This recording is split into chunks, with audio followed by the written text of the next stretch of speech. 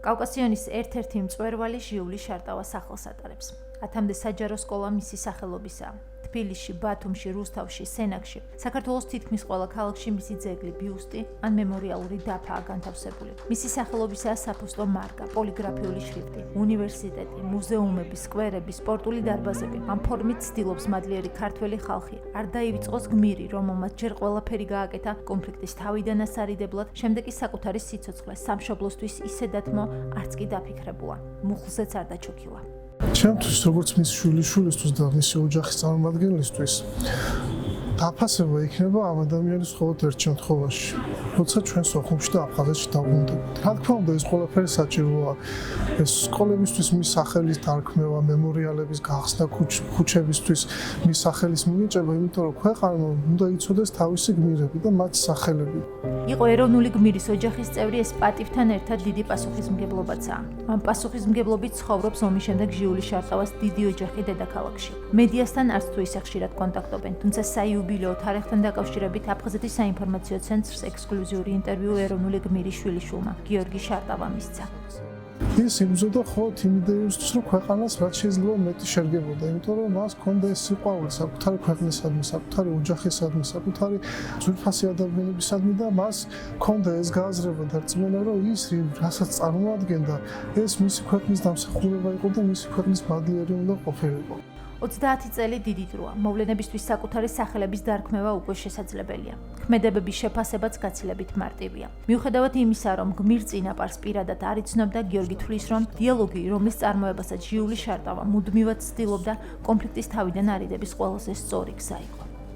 პრობლემამ გამოიარა ორი ეპოქა რეალურად საბჭოთა საქართველოს და დამოუკიდებელი საქართველოს და ჯერ კიდევ საბჭოთა საქართველოს დროს მას ჰქონდა უკვე შემჩნეული ბზარი, რომელიც ჩვენს ახალგაზრდებს შორის ხდებოდა და რაც ინერგებოდა სპეციალურად და მიზანდასახულად.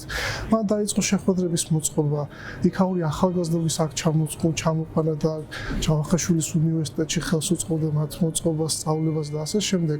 ზუსტად იგივეს მომხრევარ მეც. ერთმანეთზე ზრუნვა შეგვიძლია მხოლოდ ჩვენ, ქართველებს და აფხაზებს, ამბობს 28 წლის ახალგაზრდა. გიორგი დარწმუნებულია, რომ აფხაზეთში აუცილებლად დაუბრუნდებით და მიზანი მშვიდობიანი თანაცხოვრების, რომლისთვისაც მისმა წინაპარმა ყველაზე ძვირფასი, საკუთარი სიცოცხლე დათმო აუცილებლად მიღწეული იქნება.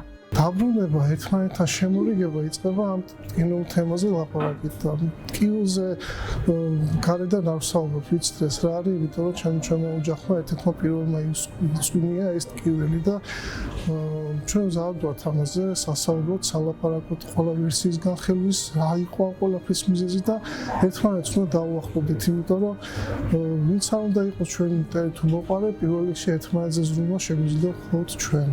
აფხაზეთში დაბრუნებამდე და მის შემდეგაც თითოეული ქართველის ვალია ახსოვდეს გმირები, რომლებიც სამშობლოს სიყვარულის ფასდაუდებელ მაგალითებს გვიტოვებენ. 7 მარტს, ისევე როგორც 27 სექტემბერს, ჩვენი დროის გმირს პატივს მთელი ქვეყანა მიაგებს. ჩვენ ვალდებულები ვართ, რომ აი ამ გმირობას მივაგოთ პატივი და მე მჯერა იმისი იმ პოლიტიკის, სამშვიდობო პოლიტიკის განხორციელების თვალსაზრისით, რომელიც ხორციელდება დღეს აფხაზეთთან მიმართებაში და იმ სამშვიდობო პროცესებთან მიმართებაში ჩვენი მხრიდან და მთავრობის მხრიდან, რომ ის არის გამშვალული იმ სულისკვეთებით, რომელიც სულისკვეთებაც ჰქონდა ბატონ ჟიული შარტავას. სახელმწიფო ძალიან ბევრი რამეს აკეთებს ამ თვალსაზრისით. ბატონი ჟიული შარტავას ჩვენი ეროვნული გმირის სახელი არის ძალიან ბევრ განზომილებაში გათვალისწინებული. არის ძალიან ბევრი სახელმწიფო პრემია, მათ შორის ჩვენთან აფხაზეთის მთავრობაში არის დაფუძნებული. უშიშარი მებრძოლი და სიტყვის კაცი. ჟიული შარტავას ასე მისი თანამებრძოლები და მეგობრები მოიხსენიებენ.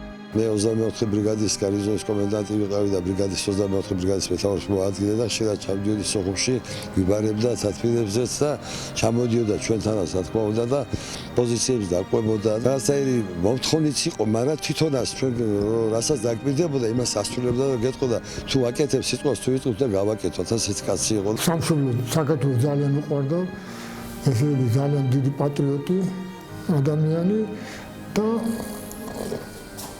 ყველანაირად ცდილობდა, რომ როგორმე თავისი წვლილი შეეტანა ქვეყნის განვითარებაში. ჩვენ რო ჩავედით აფხაზეთში, გუდაუთის რადიო იყო ესეთი გადაცემა და ერთადერთიო ესე პირდაპირ გამოაცხადეთ, ერთადერთიო ეს რა ქვია სწორი გადაწყვეტილება საქართველოს მთავრობის ის რომ ჟიული შარტავა დანიშნეს მინისტრთა საბჭოს თავმჯდომარედ.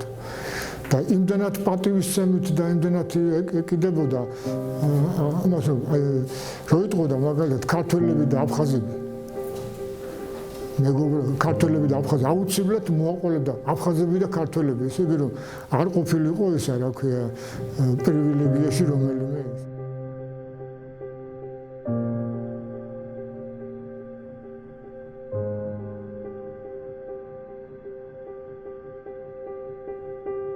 მე ისეთი დამოუკიდებელი საქართველოს მომხრე ვარ, სადაც პიროვნების სრული თავისუფლება იქნება და ამასთანავე იქნება წესრიგი, იზეიმებს კანონი. მომხრე ვარ ისეთი საქართველოსი, რომელსაც ექნება საკუთარი ძლიერი ეკონომიკა და აღმავალი სულიერი სფეროები, საკუთარი თავდაცვის უნარიანობა, საგარეო პოლიტიკური და ეკონომიკური ურთიერთობები, მტკიცე და საიმედო საზღვრები, უზრუნველყოფილი ტერიტორიული მთლიანობა, საქართველოსი, რომელსაც კარგი დამოკიდებულება ექნება მეზობლებთან, დანარჩენ მსოფლიოსთან, საიმედო მოკავშირეები ეყოლება. საქართველოსი, სადაც იქნება მაღალი პოლიტიკური კულტურა, ჭეშმარიტი ტოლერანტობა და ჭეშმარიტი დემოკრატია. ისეთი საქართველოს მომხრე ვარ, რომლის ბედი-ღვალი არ იქნება დამოკიდებული ან ნაკლებად იქნება დამოკიდებული ნებისმიერ კავშირზე.